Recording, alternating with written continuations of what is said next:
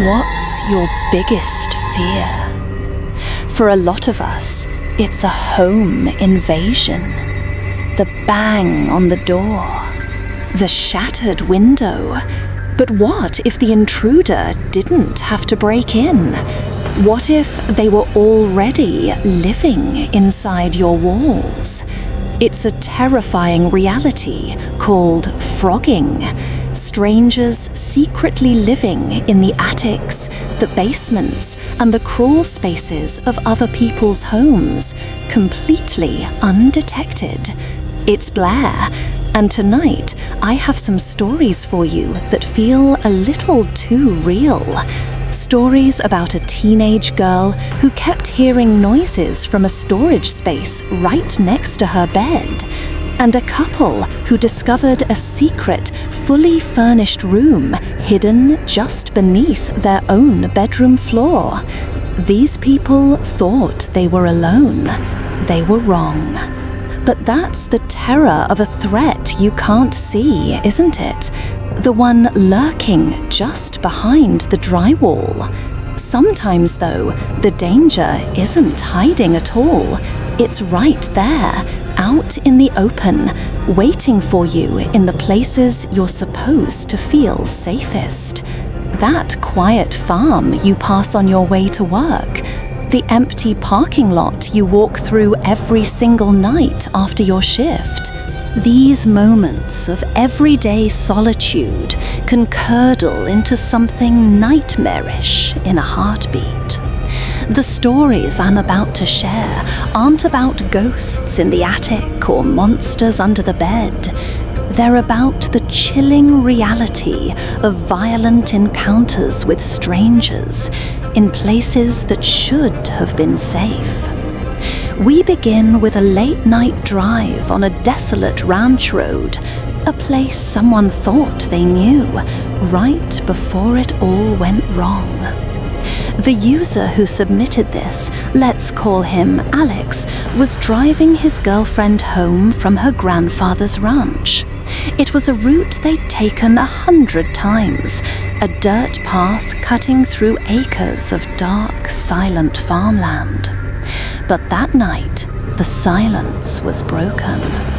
Headlights caught a figure standing in the middle of the road.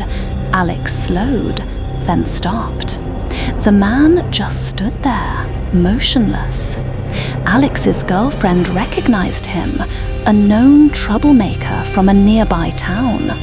Her grandfather, a tough, old-school rancher, got out of the truck.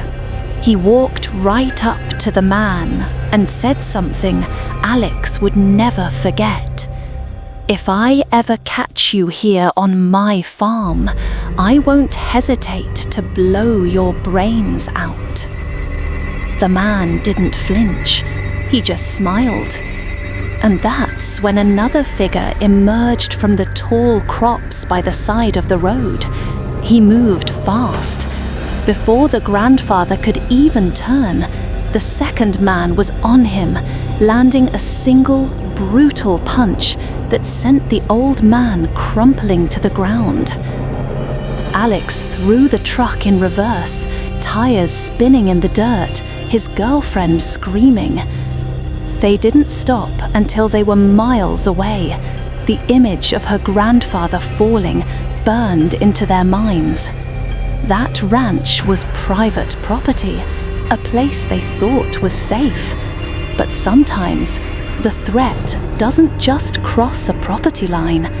It stares at you from your own backyard. Another listener, a mother, shared this. She and her teenage daughter were home alone one evening. From the kitchen window, she saw movement in the backyard. Two tall, thin men were standing near the fence line. They weren't trying to break in. They were just standing there, watching the house. She felt a cold knot of dread tighten in her stomach. She grabbed her daughter, whispered for her to be quiet, and locked the back door. But the men started walking slowly, deliberately, towards the house. They didn't run, they didn't rush. It was a calm, predatory stroll. In a panic, she and her daughter scrambled out of a small bathroom window on the other side of the house and ran to a neighbor's to call the police. When the officers arrived, the yard was empty. There were no footprints, no signs of disturbance. It was as if they had never been there. They tried to tell themselves it was a trick of the light, but then her daughter's phone started ringing. An unknown number. She ignored it. It rang again, and again, and again. For 10 minutes straight, the phone buzzed relentlessly. Then it stopped. A moment of silence passed, and then a single text message came through. It just said, "Why didn't you pick up?" But what happens when there are no walls to hide behind? When the danger finds you in a brightly lit parking lot, surrounded by people who are just trying to get home? One night, a user named Sam was finishing his shift at a Stop and Shop. As he walked to his car, a man approached him, asking for spare change. Sam politely said he didn't have any and kept walking. The man's demeanor instantly changed. He started following Sam, shouting, his voice growing more aggressive. Sam got in his car, locked the doors, and started to pull away. That's when he saw a beat-up pickup truck peel out of a parking spot and fall in right behind him. The man who had asked for change was in the passenger seat, staring at him, his face twisted in rage. Sam sped up, his heart hammering against his ribs. The truck stayed right on his tail. He weaved through traffic, ran a red light, but he couldn't shake them. He glanced in his rearview mirror and saw the man's red eyes, a terrifying craze in them. Then the woman who was driving the truck leaned across the passenger seat. She had something in her hand. For a terrifying second, Sam saw the glint of metal under the streetlights. Then came a sound like a firecracker, sharp and loud, and the back window of his car exploded, spider webbing into 1,000 cracks. A bullet had hit his car. This wasn't about spare change anymore. He floored it, swerving onto the highway entrance ramp, not daring to look back, just driving, praying the next sound he heard wouldn't be his last. That sound, the shattering glass, the pure animal panic of knowing another person, a total stranger, wants to end your life over something as minuteless as spare change. Confronting a human monster is terrifying enough. We can, on some level, try to understand their rage, their madness. But what happens when the thing you're running from isn't human at all? What happens when you encounter something that you simply can't explain? The next stories take us to different places. Places where the shadows seem a little too deep. An abandoned asylum after midnight, a deserted beach, an empty school long after the last bell has rung. These are places where the rules of our world seem to bend. It forces you to ask a new kind of question. What would you do when the thing hunting you in the dark isn't quite human? That's the question a listener named Liam had to answer on a day that started so perfectly. He and his girlfriend were at Cedar Beach on a cold day, not another soul in sight, just the two of them, the grey waves and the pale sand. As they walked back to their car, They saw their own 2 sets of footprints stretching out behind them, and a 3rd set, barefoot. The prints walked alongside theirs for a while, then veered off towards a large drainage tunnel built into the dunes. They were curious, maybe a little spooked. They called out, but only the wind answered. So they crept closer to the dark mouth of that tunnel, peering inside, and that's when they saw them. Huddled in the back, in the deepest dark, were 2 figures. They were hunched over, completely naked. Their skin wasn't smooth.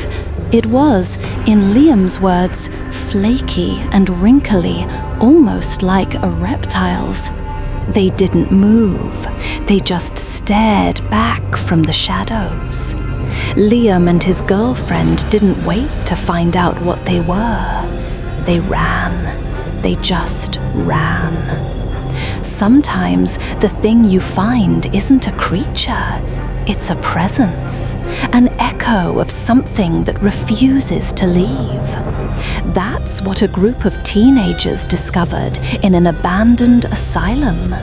You know the scene: peeling paint, dusty corridors, the thrill of breaking the rules. They were exploring the 2nd floor when, from deep down the hallway, they heard it. A single, sharp, metallic thud. It cut through the silence like a gunshot. They all froze. Then, at the far end of the hall, they saw it. Just a forehead peeking out from a doorway before slowly pulling back out of sight. That was enough. They turned and bolted for the stairs. But the terror wasn't over. As they scrambled up the staircase, they could hear it behind them. Footsteps. Heavy, frantic footsteps chasing them up the stairs. But when they risked a glance back, there was nothing there. Just the sound getting closer and closer. They burst out of the asylum, hearts hammering, and never looked back. They never saw what was chasing them. They only heard it. But what if you do see it? What if you see it clear as day and it still makes no sense? A janitor working a late shift at a school was doing his final rounds. He glanced into an empty classroom and saw a man just standing there.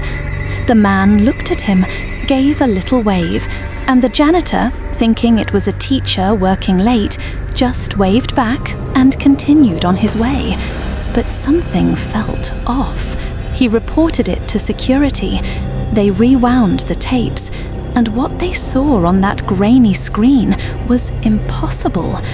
The footage showed the janitor walk past the classroom. Then it showed the man. He hadn't come from the hallway. He had emerged from a door leading to the school's basement. After waving, he simply turned around, walked back to the basement door, and disappeared down the stairs. Security swarmed the basement.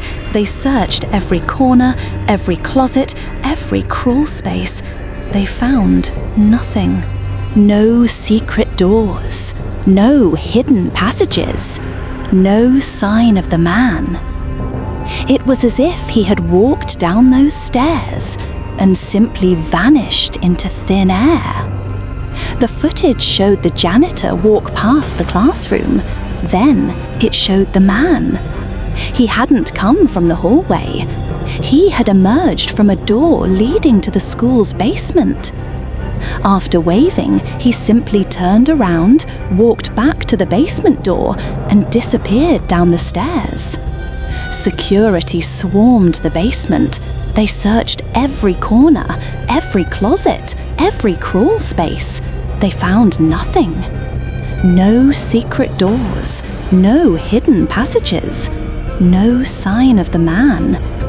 It was as if he had walked down those stairs and simply vanished into thin air. But perhaps the most terrifying monsters aren't in abandoned buildings or dark tunnels. They're the ones who find their way into your home. The ones who breathe the same air as you and watch you while you sleep. A young girl was up late, finishing her homework at her desk. It was quiet, the way a house only is after midnight. Then she heard it, a faint scratching sound. She paused, listened. Nothing. She dismissed it. Probably just a mouse.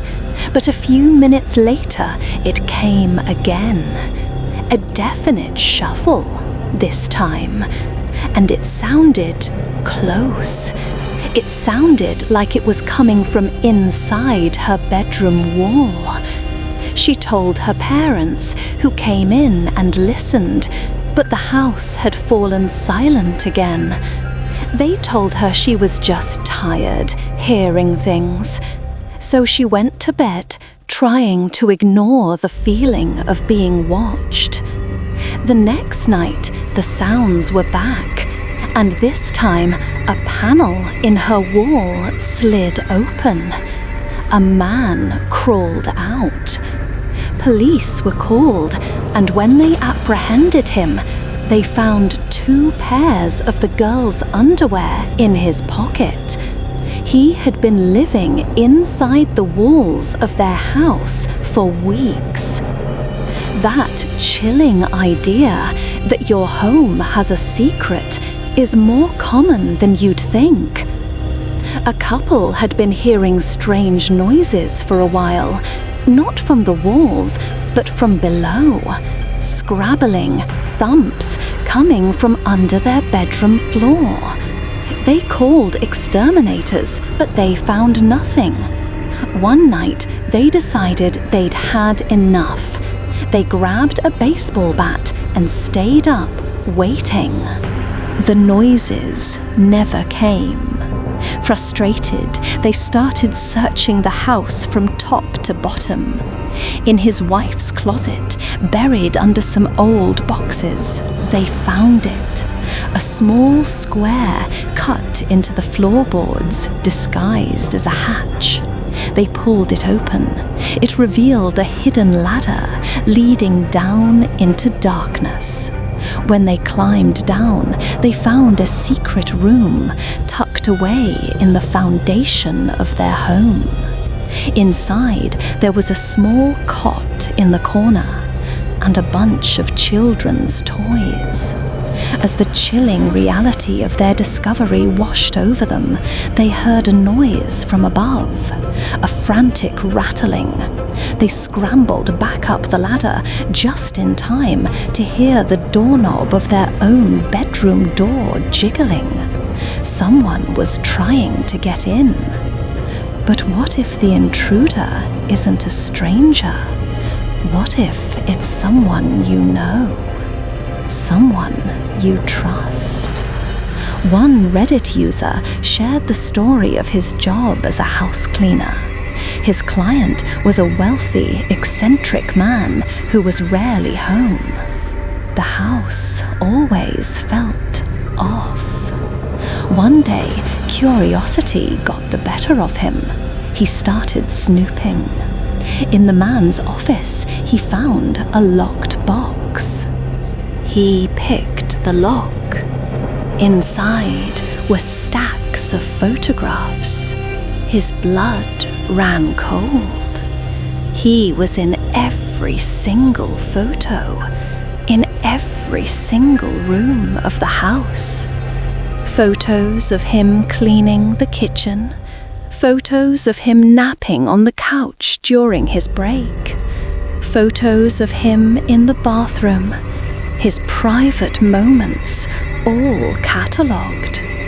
Panicked, he ran to the basement, a place he was told never to enter. It was dark, but in the center of the room, he saw it. A camera on a tripod aimed at a single wooden chair. And on the camera, a small red light was glowing. He could hear the faint electronic buzz. It was recording, waiting for him. He didn't even bother to collect his things. He just ran. Which of these stories about someone being inside the house creeped you out the most? Or worse, have you ever found something in your home you couldn't explain? Let me know in the comments below. I can't wait to read what you've shared in the comments. It's a stark reminder that the danger isn't always hiding in our own home. Sometimes it's just on the other side of the wall. There's one last story. A young couple tormented by their noisy neighbor. It always sounded like one woman shouting at someone who never replied. Finally, they reported her. The landlord called back, confused. He said the woman, an albino lady, lived alone. He said her husband passed away 5 years ago. That night, they awoke to a figure at the foot of their bed. It was her.